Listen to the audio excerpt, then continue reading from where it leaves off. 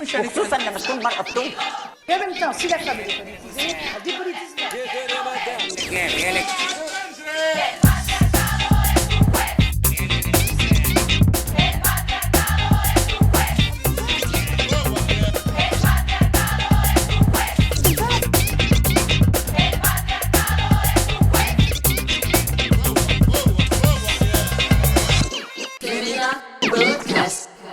Salam, c'est 3D21 dans la maison. Aujourd'hui, on va parler de rap et plus précisément de la question des femmes dans le rap et des problématiques liées au genre dans le rap.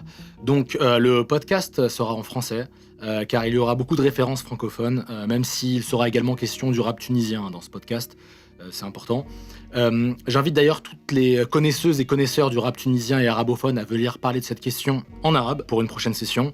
Donc la première question qu'on va se poser sur cette problématique des femmes dans le rap, c'est pourquoi c'est important que le rap soit confronté à des sujets de société tels que le rapport aux femmes. Donc tout d'abord, le rap c'est un des courants artistiques les plus populaires et les plus accessibles aussi bien par l'écoute que par la production.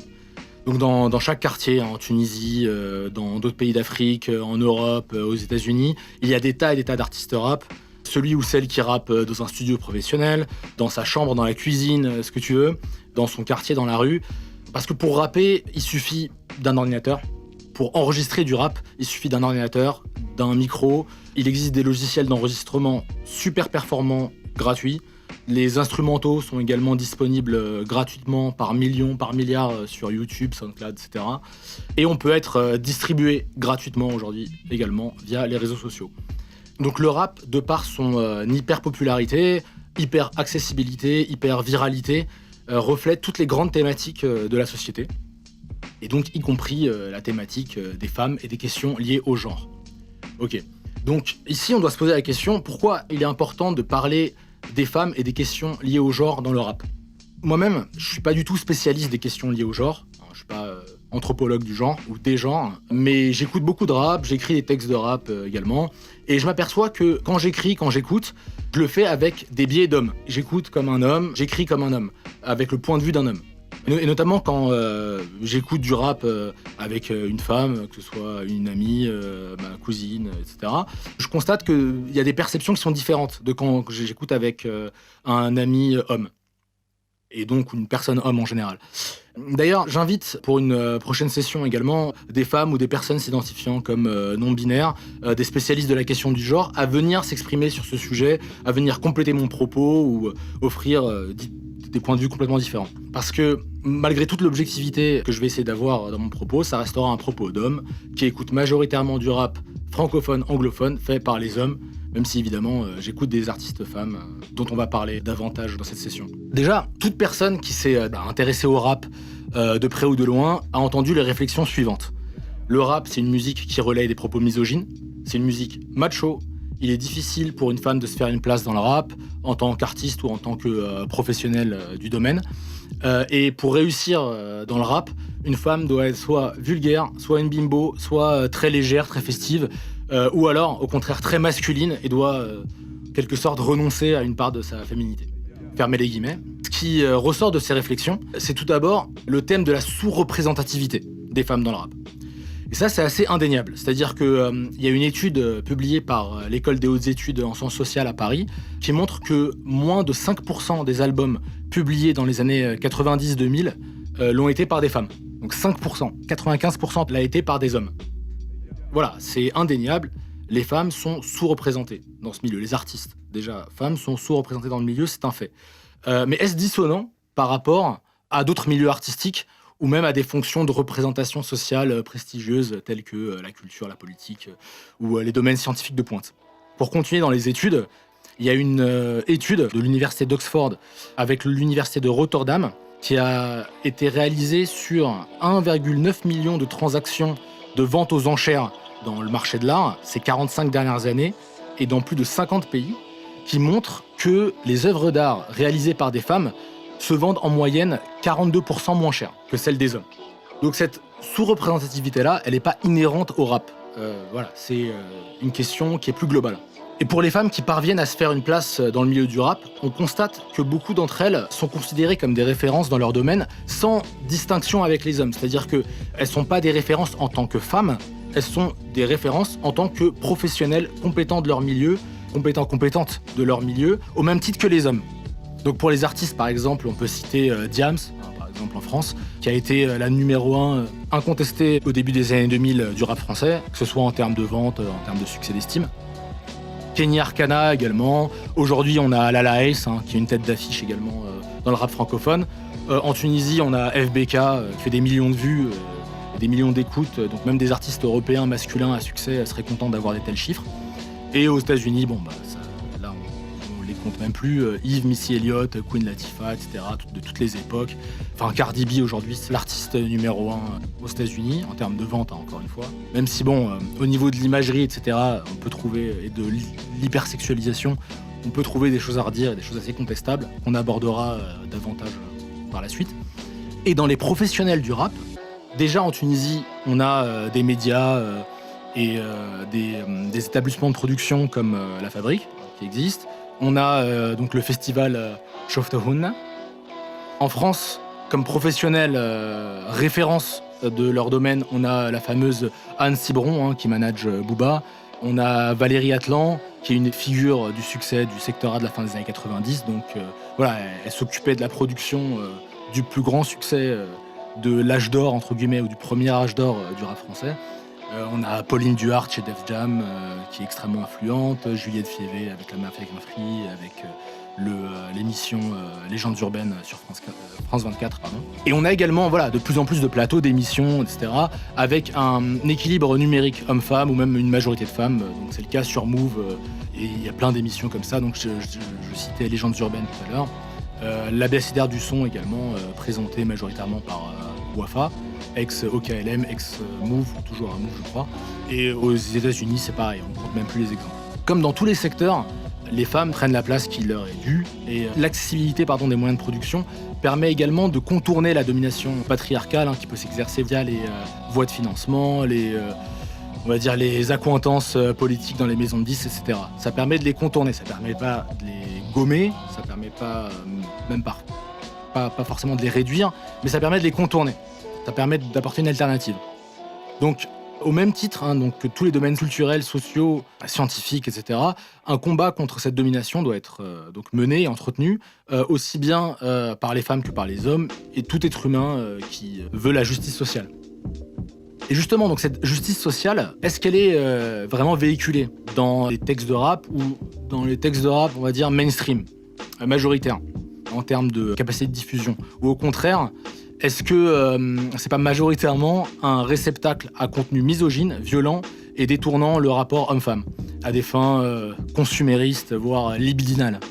Effectivement, le contenu véhiculé dans le rap, à travers les textes, les clips, etc., les looks des rappeurs, rappeuses, et notamment les rappeurs et rappeuses mainstream, peut sembler, pour un profane, être au mieux hyper testostéroné, hyper sexualisant, et au pire carrément misogyne, rétrograde, et faisant l'apologie de la violence, l'humiliation des femmes, etc. Pour reprendre notamment les propos de la rappeuse Princesse Agnès, dans le documentaire France Culture, Le rap au féminin, elle dit on est soit une femme bien, soit donc une mère, une sœur, donc la femme, une femme bien, soit on est une pute.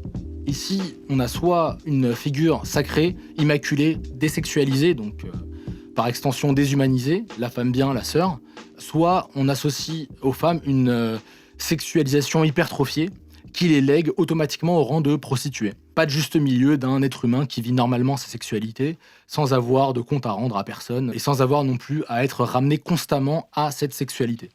Pour résumer, les textes de rap mainstream masculin véhiculeraient majoritairement cette idée binaire, comme quoi la femme est soit la sœur, la mère, soit une pute. Donc, cette idée-là, elle est efficacement illustrable et illustrée dans le titre Chouin de Caris. Caris, un artiste français tête d'affiche, d'origine ivoirienne. Et justement, Chouin, qui est un argot de Côte d'Ivoire qui signifie femme de vertu légère, une fille facile, autrement dit une pute. Et il dit notamment, la Gola, c'est peut-être une fille bien, mais nous on préfère les chouin. Donc pour traduire, il existe des filles bien, mais Caris préfère les filles faciles. si tant est que les filles dites faciles ne sont pas des filles bien. Voilà. Donc ce morceau a fait un scandale, a fait un tollé, plusieurs demandes d'interdiction, de censure, etc. C'est également un des morceaux qui a le plus marché commercialement ces 10 dernières années en France. Et donc, on peut également penser à un autre morceau, le fameux Sale pute d'Orelsan, où il incarne un homme qui se fait larguer par sa copine et qui déverse donc un torrent d'insultes et de menaces à son encontre. Orelsan a eu plusieurs années de procès qu'il a fini par gagner, notamment par le fait que la justice a considéré que ce morceau est une œuvre fictionnelle. Donc œuvre fictionnelle, c'est l'argument des rappeurs et rappeuses qui versent dans cette hypersexualisation, donc dans une certaine violence dans la description du rapport aux femmes. Moi, ce que je propose ici, c'est justement de ne pas voir les choses à travers ce prisme manichéen. Soit les rappeurs méchants, misogynes, soit les méchantes féministes bien pensantes qui passent leur temps à censurer les artistes. Cet argument d'œuvre fictionnelle, c'est quand les rappeurs disent mettre en avant leur perception crue d'une société consumériste, hypersexualisante, où ils semblent ne pouvoir accéder à des relations avec les femmes qu'à travers le matériel, qu'à travers l'élévation sociale et l'élévation économique. Cette vision, ils l'ont à travers l'impact du marketing, donc voilà, les pubs de lingerie donc partout dans le métro, etc., notamment en France, le cinéma grand public, donc Hollywood, etc., les émissions de divertissement, et le choc quotidien que procurent les inégalités économiques. Donc, qui tu vois dans les belles voitures, qui tu vois dans les beaux restaurants, et qui tu vois dans le hall en bas de chez toi, ou à l'épicerie. Donc, les textes de rap, est-ce qu'ils reflètent finalement cette perception ? C'est pas simplement que la crudité, donc dans le rapport aux femmes, il est simplement un reflet de cette perception, qui, à défaut de refléter une réalité, elle est la photographie à un instant T de ce qui se passe dans la tête de jeunes hommes de quartier populaire. D'ailleurs, si on entre un peu plus dans l'analyse textuelle de Chouin de Caris, on comprend que le morceau parle davantage du renoncement de certains hommes à entretenir un rapport sain avec les femmes. Donc quand Caris dit par exemple « la gola, c'est peut-être une fille bien », ici on a le terme « la gola ». Donc cette fille-là, on parle bien de n'importe quelle fille qui pourrait être une personne avec qui on entretient une relation amoureuse, saine, équilibrée et dans le respect mutuel. On ne parle pas forcément de la mère ou de la sœur. C'est pas une sainte, c'est pas une figure sacrée, c'est une fille lambda, mais avec qui on entretient des relations saines de respect mutuel. Et cette personne-là, voilà, peut prétendre, au même titre que les hommes, à l'épanouissement affectif, sexuel, à la liberté, tout ce qu'on veut. Donc cette fille-là, la fille bien, on lui préfère les chouins car nous sommes imprégnés, prisonniers du rapport matérialiste qu'on a aux choses de la vie, donc y compris notre rapport aux femmes. Ceci est corroboré par les couplets, donc notamment, je vais citer un passage d'un des couplets de Chouin de Caris. « Mauvais garçon cherche une fille bien, les bons garçons trouvent que des chouins. » Lui se définit comme un mauvais garçon, donc un bad boy, référence à Bad Boy Records, donc le label légendaire new-yorkais de P. Diddy. Donc un mauvais garçon dont l'élévation sociale a permis de s'émanciper de l'urgence matérialiste et d'envisager un rapport de respect mutuel avec les femmes. Un autre passage plus controversé et ambigu, donc je vais le citer, c'est « Elle me regarde, je la regarde, elle sait que j'ai la trique, elle sait que j'ai le fric, j'allume mon joint, je suis fier de moi comme si j'allumais la flamme olympique. » Donc ici, de prime abord, on pourrait interpréter ça comme un déploiement grotesque, décérébré de masculinité et d'arrogance, teinté d'un champ lexical phallique, vulgaire. Moi, personnellement, j'y vois une autre interprétation. Caris admet l'ivresse que peut procurer les rapports de séduction, et notamment quand c'est avec une approche matérialiste, donc le manque de discernement que ça peut procurer et qui mènerait à la déshumanisation de l'autre. Cela s'illustre par le fait qu'il concède d'être fier d'allumer un joint, activité récréative, banale, à une valeur extrêmement réduite, au même degré qu'un athlète qui allumerait la flamme olympique. Ici, Caris a conscience de son absurdité, de son erreur, et donc de la solitude qui peut exister si on perçoit le rapport aux femmes à travers ces biais de l'hypersexualisation et du matérialisme.